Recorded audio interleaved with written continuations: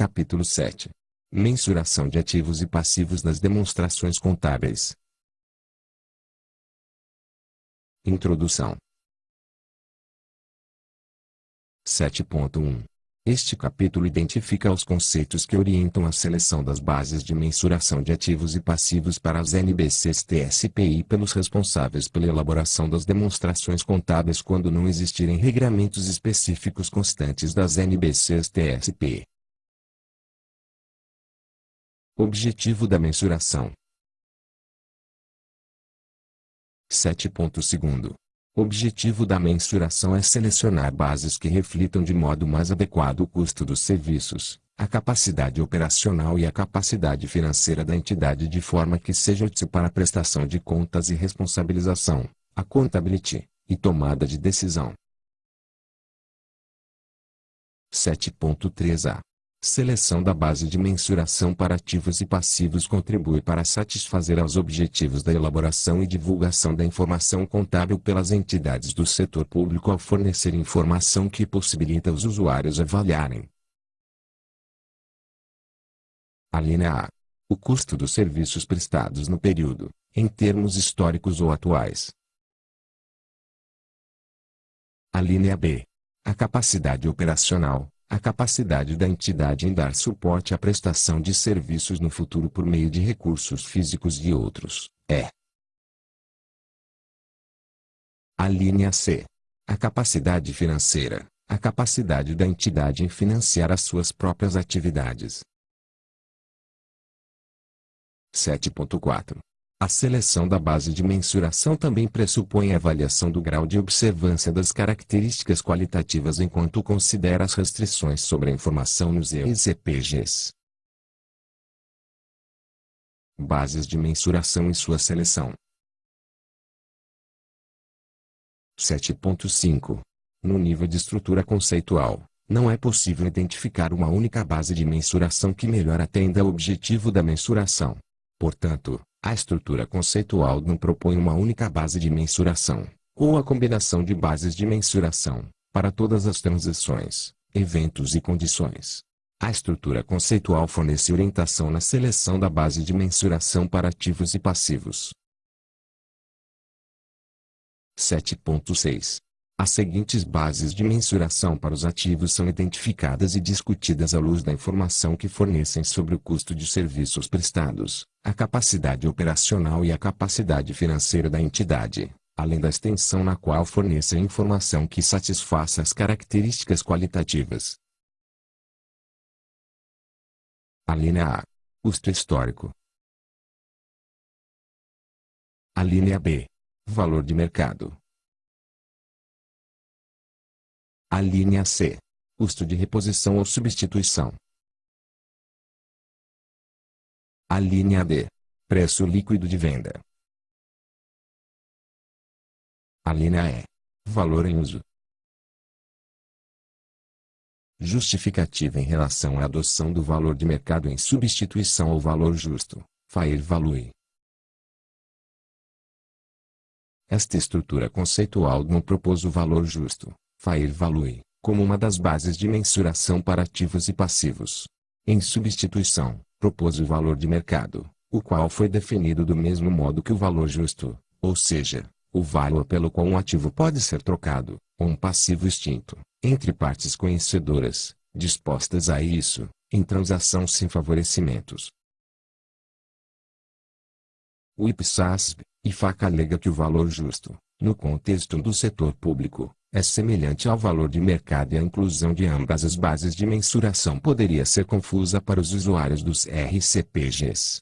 Assim, esta estrutura conceitual convergida, em vez de incluir a definição de valor justo baseada em valor de saída, ou a definição de valor justo específica para o setor público, incluiu o valor de mercado como uma das bases de mensuração. No entanto, ressalta-se que a base de mensuração sobre o valor justo ainda deverá permanecer em algumas IPSAs editadas pelo IPSASP/IFAC após a estrutura conceitual e em algumas NBCs-TSP convergidas, pois o IPSASP/IFAC, gradualmente, irá rever as bases de mensuração constante das IPSAs de modo a excluir o valor justo. Trata-se do projeto denominado Mensurações no Setor Público, Public Sector Measurement. Os itens BC 7.20 a 7.28 do documento original do IPSASB, IFAC, de Conceptual Framework for General Purpose Financial Reporting by Public Sector Entities, expõe de maneira detalhada as razões pelas quais houve a substituição da mensuração baseada no valor justo para o valor de mercado. O quadro 1 resume essas bases de mensuração em termos de a. Se fornecem valores de entrada ou de saída, b. Se são observáveis no mercado, e c. Se são específicas, ou não, para a entidade. Quadro 1. Resumo das bases de mensuração dos ativos, o vídeo publicação original. 7.7. As seguintes bases de mensuração dos passivos são identificadas e discutidas à luz a. Da informação que fornecem sobre o custo dos serviços prestados, da capacidade operacional e da capacidade financeira da entidade, e b. Da extensão na qual fornecem informação que satisfaça as características qualitativas. A linha A. Custo histórico. A linha B. Custo de cumprimento da obrigação. A linha C. Valor de mercado. A linha D. Custo de liberação, E. A linha E. Preço presumido. O quadro 2 resume essas bases de mensuração em termos de a. Se fornecem valores de entrada ou de saída, b. Se são observáveis no mercado, e c. Se são específicas para a entidade ou não. Quadro 2. Resumo das bases de mensuração dos passivos, o vídeo publicação original. Valores de entrada e de saída. 7.8. As bases de mensuração podem fornecer valores de entrada e valores de saída. Para o ativo, os valores de entrada refletem o custo da compra. O custo histórico e o custo de reposição são valores de entrada. Os valores de saída refletem os benefícios econômicos da venda e também o montante que será obtido com a utilização do ativo. Em economia diversificada, os valores de entrada e saída diferem à medida que as entidades, normalmente, a linha A, adquirem ativos concebidos para suas particularidades operacionais para as quais outros participantes do mercado não estariam dispostos a pagar valor semelhante, é. A linha B. Incorrem em custos de transação na aquisição. 7.9. As bases de mensuração para o passivo também podem ser classificadas em termos de valores de entrada ou de saída. Os valores de entrada se relacionam à transação na qual a obrigação é contraída ou ao montante que a entidade aceitaria para assumir um passivo. Os valores de saída refletem o montante exigido para cumprir a obrigação ou o montante exigido para liberar a entidade da obrigação. Medidas observáveis e não observáveis. 7.10. Determinadas medidas podem ser classificadas como sendo ou não observáveis em mercado aberto, ativo e organizado. As medidas observáveis em mercado são, provavelmente, mais fáceis de serem compreendidas e verificadas do que as medidas não observáveis. Elas também podem representar mais fielmente os fenômenos que estejam mensurando. Medidas específicas e não específicas para a entidade. 7.11. As medidas podem ser também classificadas conforme o fato de serem ou não específicas para a entidade. As bases de mensuração que são específicas para a entidade refletem as restrições de cunho econômico ou político presentes que afetam as utilizações possíveis de ativo e a extinção de passivo. As medidas específicas para a entidade podem refletir as oportunidades econômicas que não estão disponíveis para outras entidades e os riscos que não são vivenciados por estas. As medidas não específicas para a entidade refletem as oportunidades e os riscos gerais de mercado. A decisão de se utilizar ou não uma medida específica para a entidade é tomada com base no objetivo da mensuração e nas características qualitativas. Nível de agregação ou desagregação para fins de mensuração. 7.12. Para apresentar os ativos e os passivos nas demonstrações contábeis de modo a fornecer a informação que melhor satisfaça o objetivo da mensuração e observar as características qualitativas, pode ser necessário agregá-los ou desagregá-los para fins de mensuração. Os custos são comparados com os benefícios para se avaliar se tal agregação ou desagregação é apropriada. Bases de mensuração para os ativos. Custo histórico. 7.13. Custo histórico de um ativo é a importância fornecida para se adquirir ou desenvolver um ativo, o qual corresponde ao caixa ou equivalentes de caixa ou o valor de outra importância fornecida à época de sua aquisição ou desenvolvimento. 7.14. Custo histórico é o valor de entrada, específico para a entidade. No modelo do custo histórico, os ativos devem ser inicialmente reconhecidos pelo custo incorrido na sua aquisição. Subsequentemente ao reconhecimento inicial, esse custo pode ser alocado como despesa do exercício na forma de depreciação ou amortização para determinados ativos, à medida que o potencial de serviços ou a capacidade de gerar benefícios econômicos fornecidos por tais ativos são consumidos durante a sua vida útil. Após o reconhecimento inicial, a mensuração de ativo não é alterada para refletir as mudanças nos preços ou aumentos no valor do ativo. O termo custo histórico também pode ser apresentado como modelo de custo ou, genericamente, como mensuração baseada em custos. 7.15. No modelo do custo histórico, o montante do ativo pode ser reduzido ao se reconhecer a redução a valor recuperável. O referido ajuste corresponde à extensão na qual o potencial de serviços ou a capacidade de gerar benefícios econômicos fornecidos por ativo diminuiu devido às mudanças nas condições econômicas ou em outras condições, as quais são distintas do seu consumo. Isso envolve avaliações da capacidade de recuperação. Por outro lado, o montante do ativo pode ser aumentado para refletir o custo das adições e aprimoramentos, excluindo aumentos de preço para os ativos sem melhorias, ou outros eventos como, por exemplo, o incremento do valor de face de ativo financeiro. Custo dos serviços. 7.16. Quando o custo histórico for utilizado, o custo dos serviços reflete o montante dos recursos gastos para se adquirir ou desenvolver ativos consumidos na prestação de serviços. Normalmente, o custo histórico fornece um elo direto com as transações que, de fato, foram realizadas pela entidade. Como os custos utilizados são aqueles trazidos de exercícios anteriores sem ajuste pelas mudanças do preço, eles não refletem o custo dos ativos quando consumidos. Na medida em que o custo dos serviços é evidenciado utilizando-se preços passados, a informação fornecida pelo custo histórico não irá facilitar a avaliação do custo futuro de prestação de serviços caso as mudanças no valor cumulativo desde a sua aquisição sejam significativas. Capacidade operacional. 7.17. Caso o ativo tenha sido adquirido em transação com contraprestação, o custo histórico fornece informação sobre os recursos disponíveis para a prestação de serviços no futuro, baseada no seu custo de aquisição.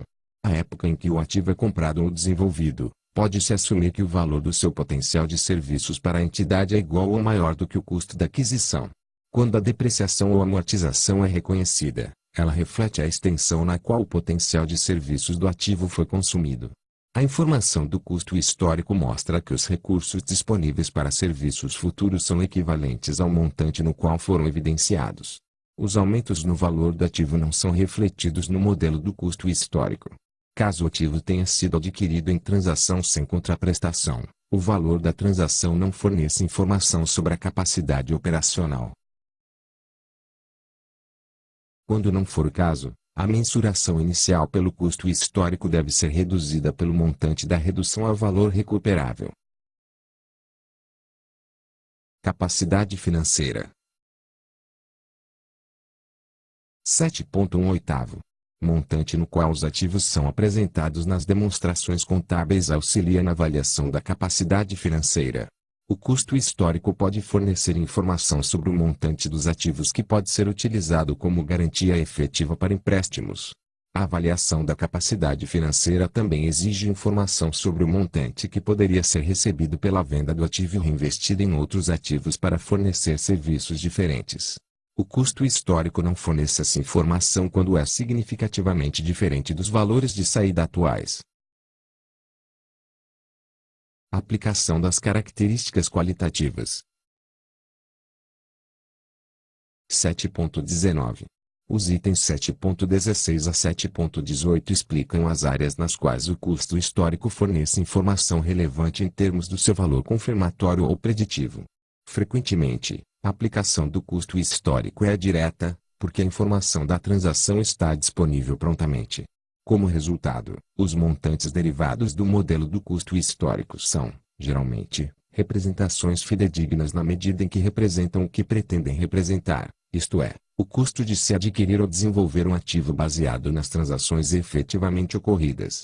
As estimativas de depreciação e redução ao valor recuperável utilizadas no modelo do custo histórico, particularmente para ativos não geradores de caixa, podem afetar a fidedignidade da representação da informação. Pelo fato da aplicação do custo histórico geralmente refletir os recursos consumidos com a referência às transações efetivamente ocorridas, as medidas dessa aplicação são verificáveis, compreensíveis e podem ser elaboradas em tempo hábil. 7.20. A informação do custo histórico é comparável na extensão em que os ativos tenham a mesma data de aquisição ou data similar. Como o custo histórico não reflete o impacto das mudanças do preço, não é possível comparar os montantes dos ativos que foram adquiridos em épocas distintas quando os preços variarem significativamente. 7.21. Em determinadas circunstâncias, a aplicação do custo histórico pressupõe o uso de alocações, por exemplo, quando a linha A. Vários ativos são adquiridos em uma única transação. A linha B. Os ativos são construídos pela própria entidade e os custos operacionais e outros gastos têm que ser atribuídos. A linha C. A utilização de método de mensuração, tal como o primeiro a entrar é o primeiro a sair, PEPS, é necessária quando vários ativos semelhantes são mantidos. Na medida em que tais alocações forem arbitrárias, faz com que se reduza a extensão na qual a mensuração atende às características qualitativas. Mensurações a valor corrente. 7.22. As mensurações a valor corrente refletem o ambiente econômico vigente na data de apresentação do relatório. 7.23. Existem 4 bases de mensuração a valor corrente para os ativos. A linha A. Valor de mercado. A linha B. Custo de reposição ou substituição. A linha C. Preço líquido de venda, A linha D. Valor em uso. Valor de mercado. 7.24. Valor de mercado para ativos é o montante pelo qual um ativo pode ser trocado entre partes cientes e dispostas, em transação sob condições normais de mercado. 7.25. Na aquisição, o valor de mercado e o custo histórico são os mesmos, caso os custos da transação sejam ignorados e a transação seja uma transação com contraprestação. A extensão na qual o valor de mercado satisfaz os objetivos da elaboração e divulgação da informação contábil e as necessidades de informação dos usuários depende, parcialmente, da qualidade das evidências do mercado. Essas, por sua vez, dependem das características do mercado no qual o ativo é comercializado. O valor de mercado é especialmente apropriado quando se julga que a diferença entre os valores de entrada e de saída provavelmente não será significativa ou o ativo é mantido com a intenção de ser vendido. 7.26. Em princípio, os valores de mercado fornecem informação útil porque refletem, de maneira adequada, o valor do ativo para a entidade. Em mercado aberto, ativo e organizado, Ver item 7.28, o ativo não pode valer menos do que o valor de mercado, uma vez que a entidade pode obter esse montante pela venda, e o ativo também não pode valer mais do que o valor de mercado, uma vez que a entidade pode obter potencial de serviços equivalente ou capacidade de gerar benefícios econômicos pela compra do mesmo ativo. 7.27. A utilidade dos valores de mercado é mais questionável quando não se observa a premissa de que os mercados são abertos, ativos e organizados. Em tais circunstâncias, não se pode presumir que o ativo possa ser vendido pelo mesmo valor pelo qual ele pode ser adquirido e é necessário determinar se o valor de saída ou de entrada é a medida mais útil. Os valores de mercado baseados em valores de saída são úteis para ativos que são mantidos para comercialização como, por exemplo, certos instrumentos financeiros, mas pode não ser útil para ativos operacionais especializados. Além disso, enquanto a compra de um ativo fornece evidência de que o valor do ativo para a entidade é, pelo menos, tão grande quanto o seu preço de compra, os fatores operacionais podem significar que o valor para a entidade pode ser maior. Desse modo, os valores de mercado podem não refletir o valor do ativo para a entidade, representado pela sua capacidade operacional. Valores de mercado em mercado aberto, ativo e organizado. 7.28. Os mercados abertos, ativos e organizados têm as seguintes características. A linha A. Não existem barreiras que impeçam a entidade de realizar transações no mercado. A linha B. Eles são mercados ativos e, assim, há frequência e volume suficientes de transações para fornecer informação sobre o valor,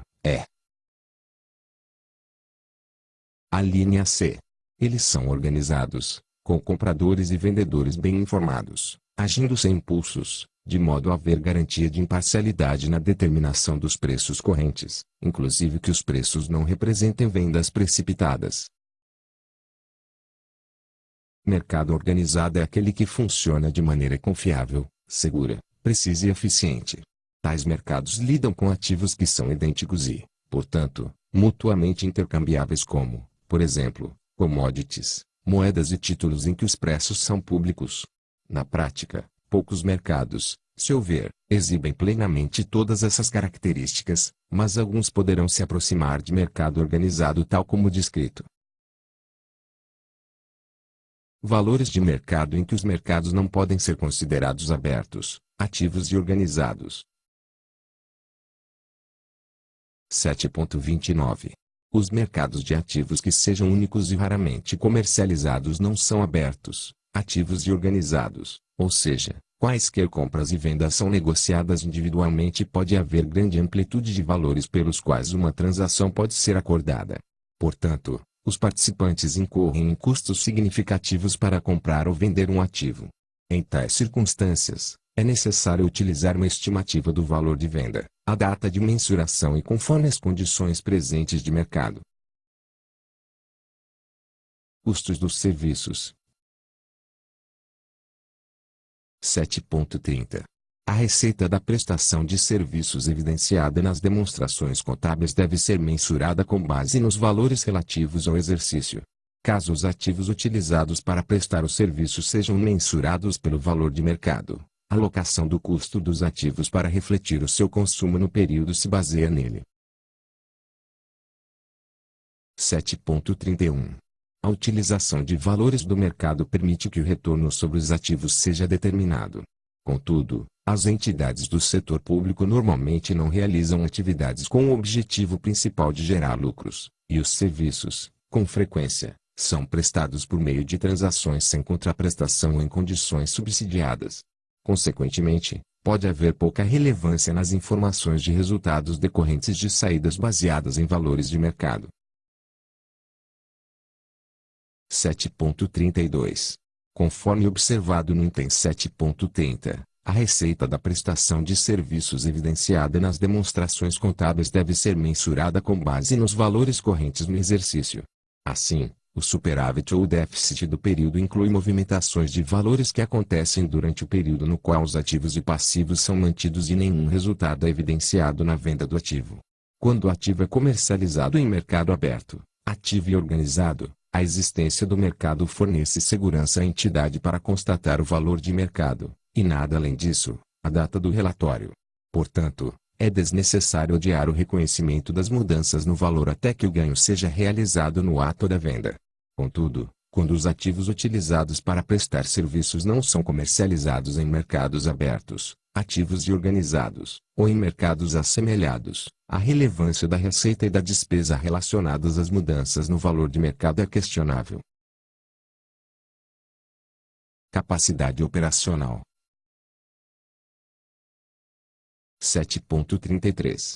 A informação sobre o valor de mercado dos ativos mantidos para prestar serviços futuros é útil se refletir o valor que a entidade é capaz de obter deles ao utilizá-los na prestação de serviços.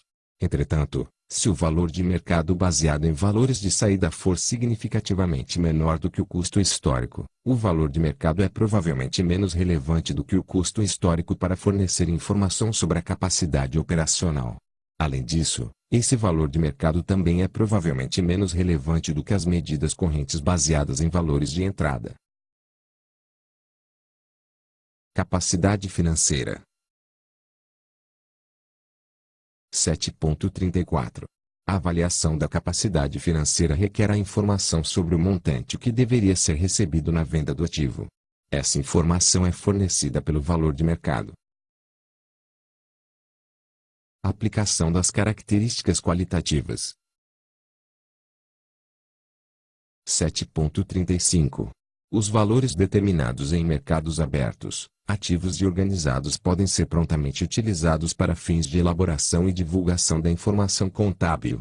Nesses casos, a informação irá satisfazer as características qualitativas, isto é relevante, fidedignamente representada, compreensível, comparável e verificável.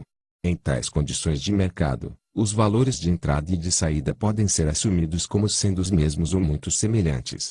Pelo fato de ser em tempo hábil, tal informação, provavelmente, também é tempestiva. 7.36. A extensão na qual os valores de mercado satisfazem as características qualitativas diminui na medida em que a qualidade das evidências de mercado diminui e a determinação de tais valores é baseada em estimativas. Conforme indicado acima, os valores de mercado baseados em valores de saída somente são relevantes para avaliações da capacidade financeira e, não, para as avaliações dos custos dos serviços e da capacidade operacional. Custo de reposição ou substituição. 7.37. Custo de reposição ou substituição é o custo mais econômico exigido para a entidade substituir o potencial de serviços de ativo, inclusive o montante que a entidade recebe a partir de sua alienação ao final da sua vida útil, na data do relatório. O termo completo é custo de reposição depreciado otimizado, que se refere à reposição do potencial de serviços incorporado em ativo e, não, o próprio ativo, ver item 7.41. O termo custo de reposição foi utilizado para fins desta estrutura conceitual. 7.38. Custo de reposição difere do valor de mercado porque a linha A, no contexto do setor público, é, explicitamente, um valor de entrada que reflete o custo de reposição do potencial de serviços do ativo. A linha B inclui todos os custos que seriam, necessariamente, incorridos na reposição do potencial de serviços do ativo. A linha C é específico à entidade e, portanto, reflete a posição econômica da entidade em vez da posição predominante em mercado hipotético. Por exemplo, o custo de reposição de veículo é menor para a entidade que normalmente adquire grande número de veículos em uma única transação e é capaz de negociar descontos do que para a entidade que compra os veículos individualmente. 7.39. Como as entidades normalmente adquirem os seus ativos pelo meio mais econômico disponível, o custo de reposição reflete o processo de compra ou de construção que a entidade geralmente observa. O custo de reposição reflete a substituição do potencial de serviços no curso normal das operações e, não, Os custos que poderiam ser incorridos caso surgisse a necessidade urgente resultante de evento imprevisível, tal como um incêndio.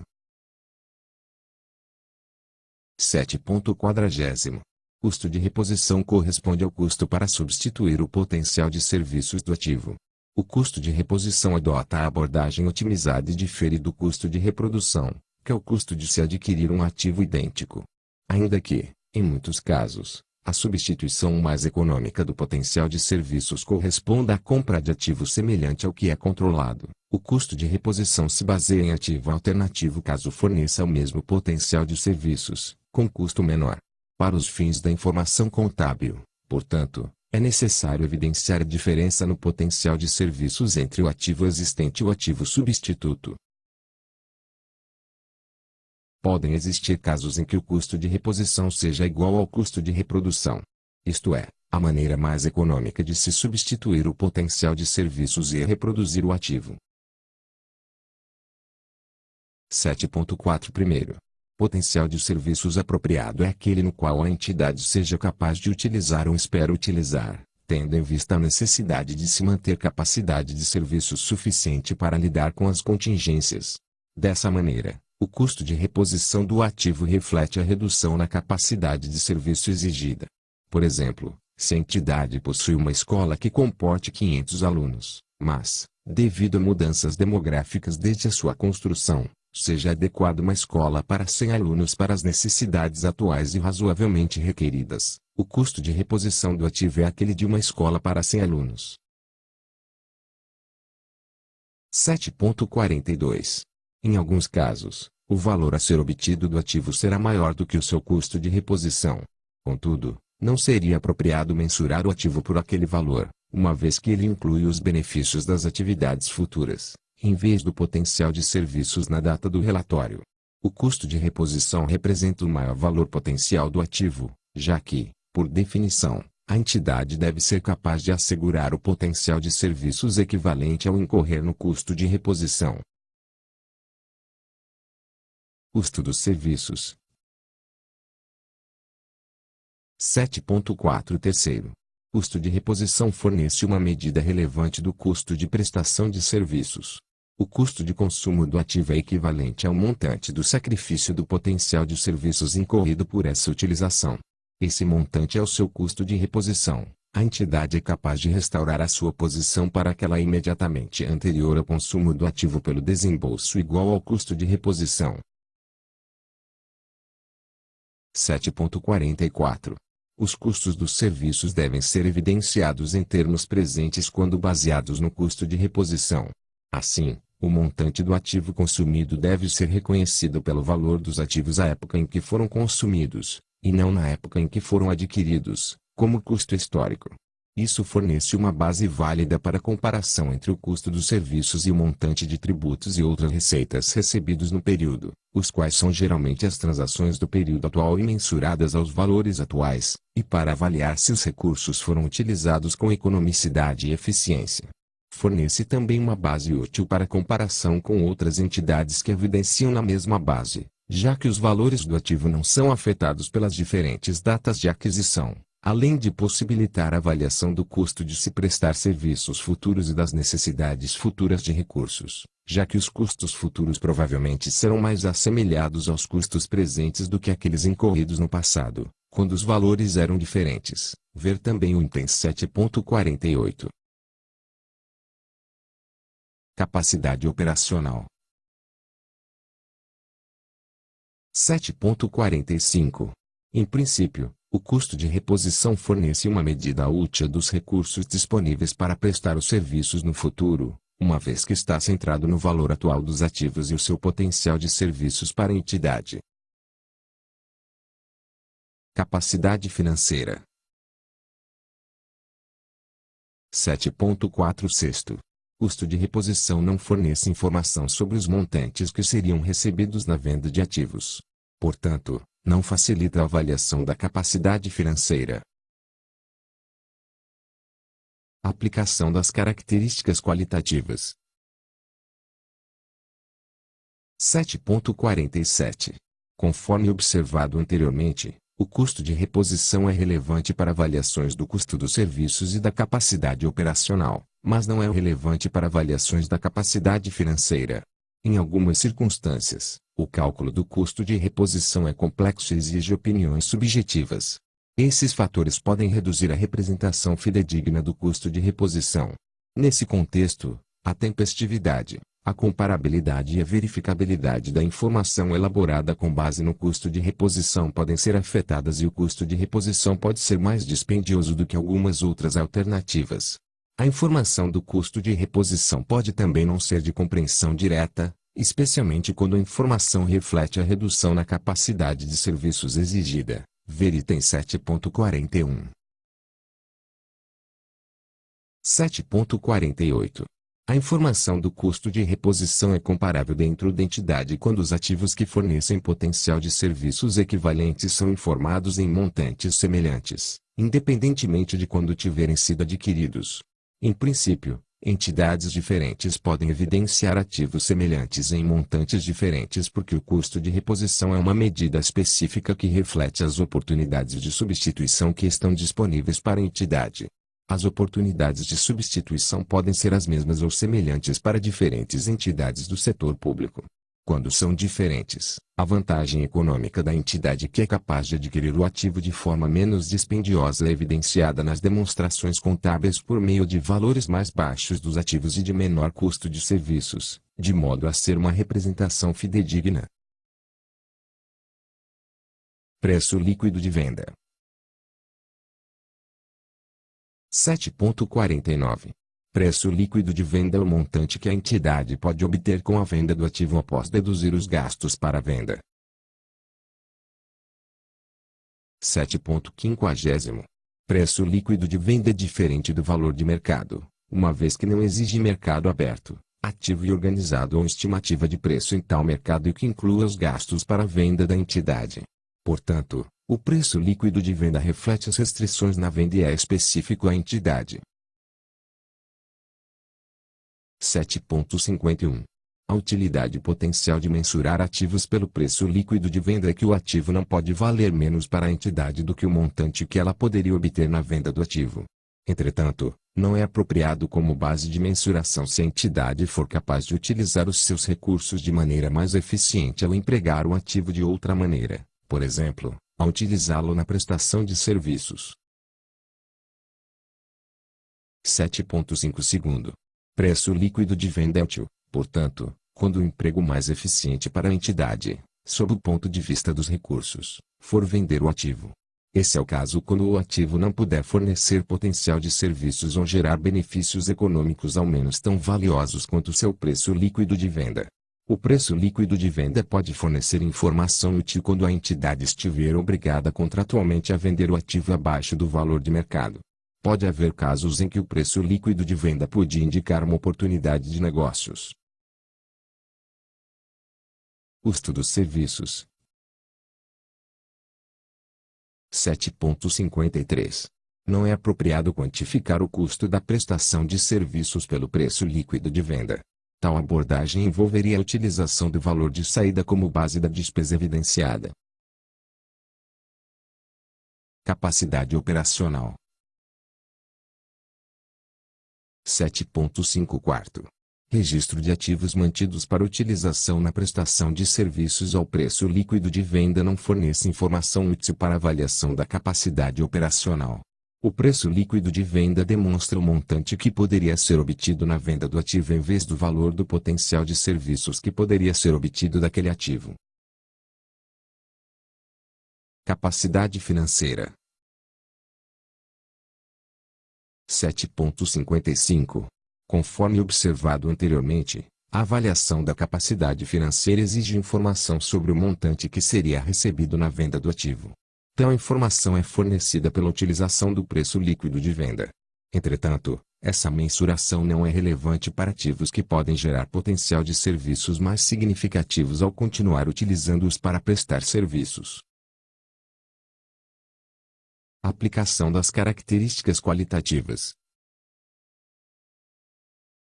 7.56.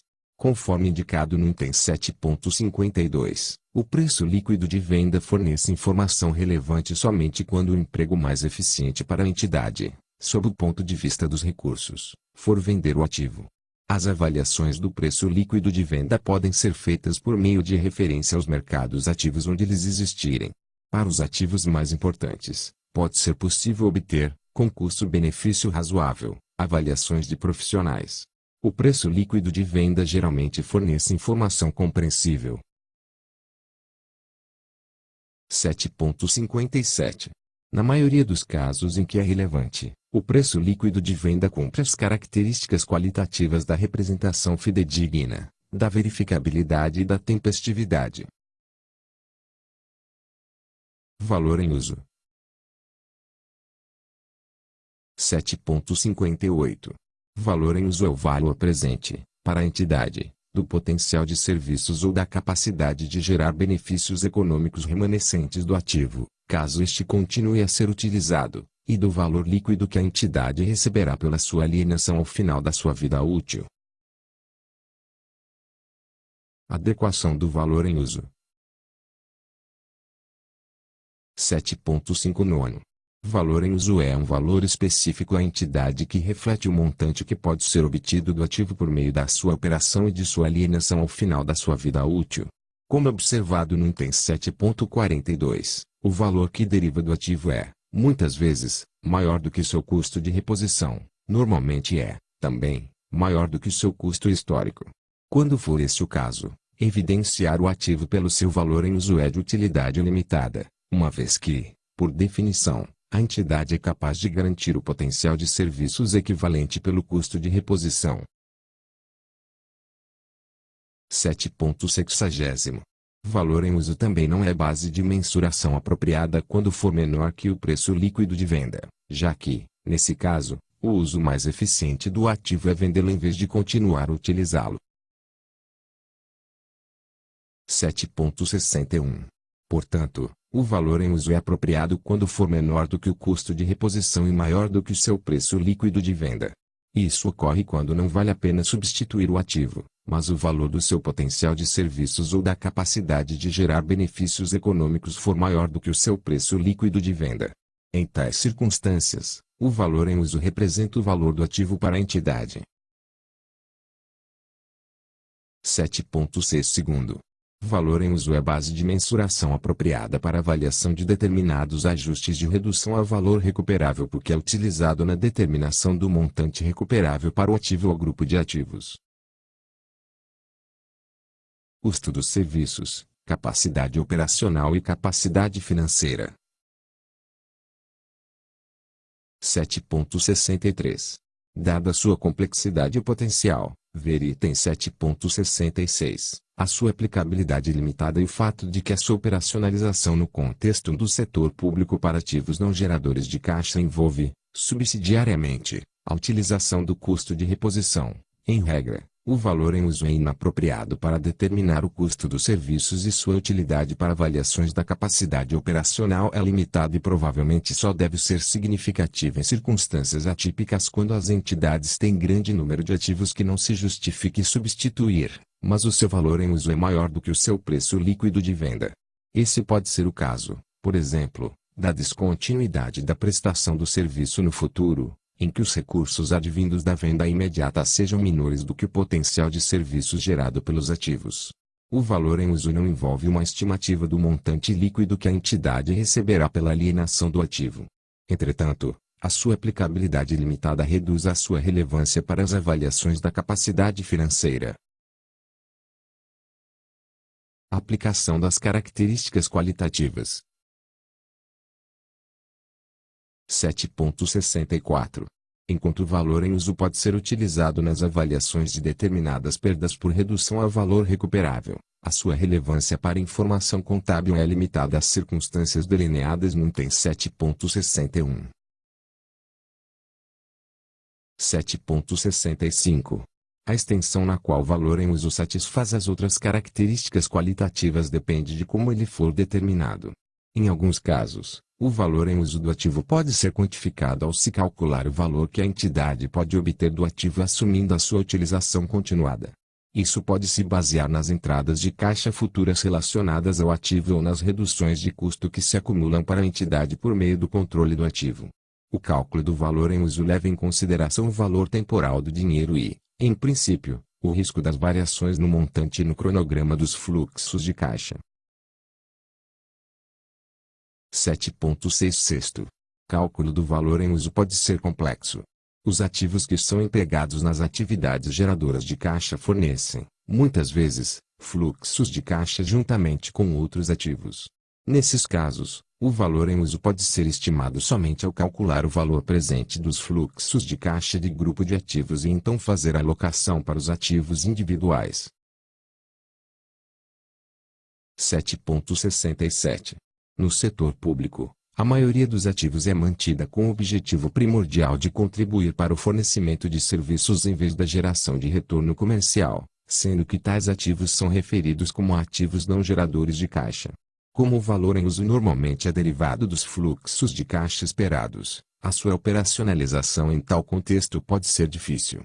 Pode ser inapropriado calcular o valor em uso com base nos fluxos de caixa esperados porque tal mensuração não seria uma representação fidedigna do valor em uso de tal ativo para a entidade. Portanto, seria necessário utilizar, subsidiariamente, o custo de reposição para fins de elaboração e divulgação da informação contábil. 7.6 Oitavo. Método de se determinar o valor em uso reduz a sua representação fidedigna em muitos casos. Afeta também a tempestividade, a comparabilidade, a compreensibilidade e a verificabilidade da informação elaborada com base no valor em uso. Bases de mensuração para os passivos. 7.69. Esta seção discute as bases de mensuração para os passivos. Não repete toda a discussão sobre os ativos e considera as seguintes bases de mensuração.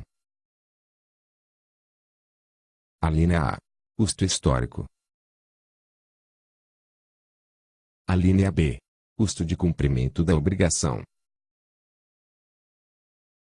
A linha C. Valor de mercado. A linha D. Custo de liberação, E.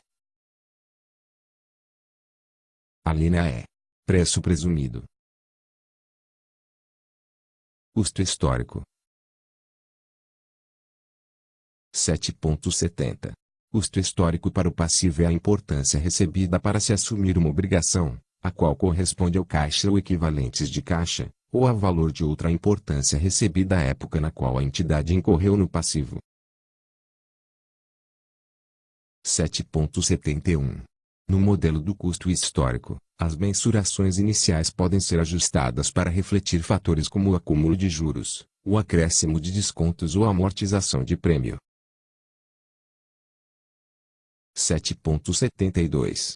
Quando o valor temporal do passivo é material, por exemplo, quando o prazo de vencimento for significativo, o montante do pagamento futuro é descontado de modo que, quando do reconhecimento inicial do passivo, ele represente o valor do montante recebido. A diferença entre o montante a ser pago no futuro e o valor presente do passivo é amortizada ao longo da vida do passivo, sendo registrada conforme a data do fato gerador. 7.73. As vantagens e as desvantagens de se utilizar a base do custo histórico para passivos são semelhantes às aplicadas em relação aos ativos. O custo histórico é apropriado quando os passivos provavelmente forem liquidados nos termos estabelecidos. No entanto, o custo histórico não pode ser aplicado para os passivos que não se originam de transação como, por exemplo, passivo para o pagamento de danos civis. É também improvável que o custo histórico forneça informação relevante quando o passivo decorrer de transação sem contraprestação, uma vez que esta não fornece uma representação fidedigna das demandas sobre os recursos da entidade. Também se torna difícil aplicar o custo histórico aos passivos que podem variar em seu montante como, por exemplo, aqueles relacionados a passivos previdenciários. Custo de cumprimento da obrigação. 7.74. Custo de cumprimento da obrigação corresponde aos custos nos quais a entidade incorre no cumprimento das obrigações representadas pelo passivo, assumindo que o faz da maneira menos onerosa. 7.75. Quando o custo de cumprimento depender de eventos futuros incertos, todos os resultados possíveis devem ser levados em consideração em sua estimativa, visando refletir todos esses possíveis resultados de forma imparcial. 7.76. Quando o cumprimento da obrigação exigir que algum trabalho venha a ser feito, obrigação de fazer, por exemplo, quando o passivo for para sanar dano ambiental os custos relevantes devem corresponder àqueles em que a entidade irá incorrer, pode corresponder ao custo de reparação por conta própria ou por meio de terceiros. Contudo, os custos de contratar um terceiro somente são relevantes quando se tratar da maneira menos onerosa para se liquidar a obrigação. 7.77. Quando o cumprimento da obrigação vier a ser realizado por conta própria, o custo de cumprimento da obrigação não deve incluir qualquer ganho, dado que tais ganhos não representam a utilização dos recursos da entidade. Quando o cumprimento for baseado em terceiros, o montante deve incluir, implicitamente, o lucro exigido pelo contratado, já que o valor total cobrado por este é uma demanda por recursos da entidade. Isso é consistente com a abordagem para ativos, em que o custo de reposição incluiria o lucro exigido pelo fornecedor, mas nenhum lucro seria incluído no custo de reposição para ativos que a entidade deve substituir por meio de desenvolvimento próprio. 7.78. Quando o cumprimento da obrigação não acontecer por período prolongado, os fluxos de caixa devem ser descontados para refletir o valor do passivo na data do relatório. 7.79. Geralmente, o custo de cumprimento da obrigação é relevante para mensurar passivos, com exceção das seguintes circunstâncias. A linha A. Quando a entidade puder ser dispensada da obrigação em montante menor do que o custo de seu cumprimento, então o custo dessa dispensa é a mensuração mais relevante do ônus do passivo, do mesmo modo que, para o ativo, o preço líquido de venda é mais relevante quando for maior do que o valor em uso. A linha B. No caso dos passivos assumidos por determinada importância, o preço presumido, ver itens 7.87 a 7.91, é mais relevante quando for maior que o custo de cumprimento da obrigação e o custo da liberação. Valor de mercado. 7.80. Valor de mercado para passivos é o montante pelo qual um passivo pode ser liquidado entre partes cientes e interessadas em transação sob condições normais de mercado. 7.81. As vantagens e desvantagens do valor de mercado para os passivos são as mesmas que para os ativos. Tal base de mensuração pode ser adequada, por exemplo, quando o passivo for atribuível a mudanças em determinada taxa, preço ou índice cotado em mercado aberto, ativo e organizado. Entretanto, quando a capacidade para transferir o passivo for restrita e os termos nos quais a transferência puder ser feita não estiverem claros, os casos nos quais os valores de mercado são aplicáveis, mesmo que existam, serão significativamente mais frágeis. Esse é particularmente o caso dos passivos originados das obrigações nas transações sem contraprestação, dado ser improvável que exista mercado aberto, ativo e organizado para tais passivos. Custo de liberação. 7.8 segundo. Custo de liberação é o termo utilizado no contexto dos passivos para se referir ao mesmo conceito de preço líquido de venda utilizado no contexto dos ativos. O custo de liberação se refere ao montante que corresponde à baixa imediata da obrigação. O custo de liberação é o montante que o credor aceita no cumprimento da sua demanda, ou que terceiros cobrariam para aceitar a transferência do passivo do devedor. Quando há mais de um modo de garantir a liberação do passivo, o custo de liberação é aquele que representa o menor montante. Isso é consistente com a abordagem para os ativos, em que, por exemplo, o preço líquido de venda não refletiria o montante que deveria ser recebido na venda sucateiro, caso o preço maior pudesse ser obtido na venda para o comprador que utilizaria o ativo. 7.83. Para alguns passivos, especialmente no setor público, a transferência de passivo é praticamente impossível e, assim, o custo de liberação corresponde ao montante que o credor aceita para o cumprimento da sua demanda. Esse montante é conhecido se estiver especificado no acordo com o credor, por exemplo, quando o contrato inclui cláusula específica de cancelamento. 7.84. Em alguns casos, pode haver evidência do valor pelo qual o passivo poderá ser transferido, por exemplo, no caso do passivo de algumas obrigações por pensões. Transferir o passivo pode ser diferente de celebrar um acordo com a parte que cumprirá a obrigação da entidade ou arcará com todos os custos decorrentes do passivo. Para o passivo ser transferido é necessário que todos os direitos do credor em relação à entidade sejam extintos. Caso esse não seja o efeito do acordo, o passivo da entidade permanece com ela. 7.85. Ao se avaliar se o custo de liberação é adequado para mensurar passivos, é necessário considerar se a maneira prevista é uma opção que, na prática, está aberta para a entidade, estando ciente de quaisquer consequências da obtenção da liberação como, por exemplo, dano à reputação da entidade. 7.86.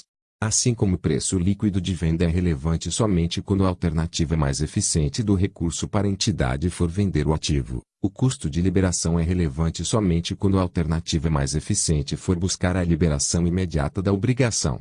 Em especial, quando o custo do cumprimento da obrigação for menor do que o custo de liberação, o primeiro fornece informação mais relevante do que o segundo, mesmo se for viável negociar a liberação da obrigação, conforme os métodos de transferência de passivos previstos no item 7.84. Preço presumido. 7.87. Preço presumido é o termo utilizado no contexto dos passivos para se referir ao mesmo conceito do custo de reposição para os ativos. Do mesmo modo que o custo de reposição representa o montante que a entidade pagaria racionalmente para adquirir o ativo, o preço presumido representa o montante que a entidade racionalmente aceitaria na troca pela assunção do passivo existente. As transações com contraprestação realizadas em condições normais fornecem evidência do preço presumido. Esse não é o caso das transações sem contraprestação. 7.88. No contexto da atividade que é realizada visando lucro, a entidade assumirá o passivo somente se o montante pago para assumi-lo for maior do que o custo de cumprimento da obrigação ou que o custo de liberação, isto é, o montante da liquidação.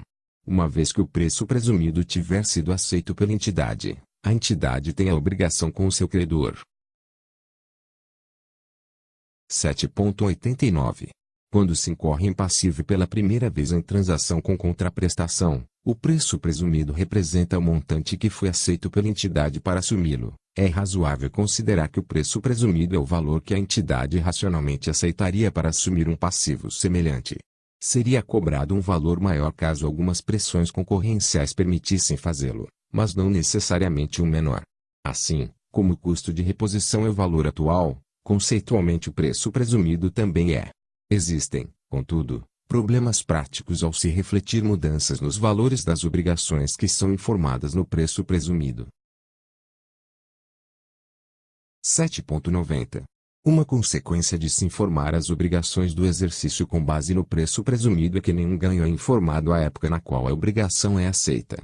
O ganho ou a perda é evidenciado nas demonstrações contábeis no período em que ocorre o cumprimento da obrigação, ou liberação, já que corresponde à diferença entre a receita originada e o custo de cumprimento da obrigação.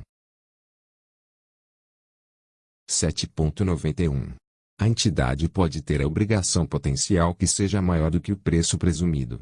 Caso a entidade tenha que buscar a liberação do contrato, a outra parte no contrato poderá ser capaz de demandar compensação por perdas, bem como o retorno de quaisquer montantes pagos. Contudo, dado que a entidade pode liquidar a obrigação, ela pode evitar tais obrigações adicionais e seria uma representação fidedigna evidenciar a obrigação por valor inferior ao preço presumido. Esta é uma situação análoga à situação do ativo que gera benefícios superiores ao custo de reposição. Em tais circunstâncias, como explicado no item 7.42, o custo de reposição, em vez do valor em uso, é a base de mensuração mais relevante.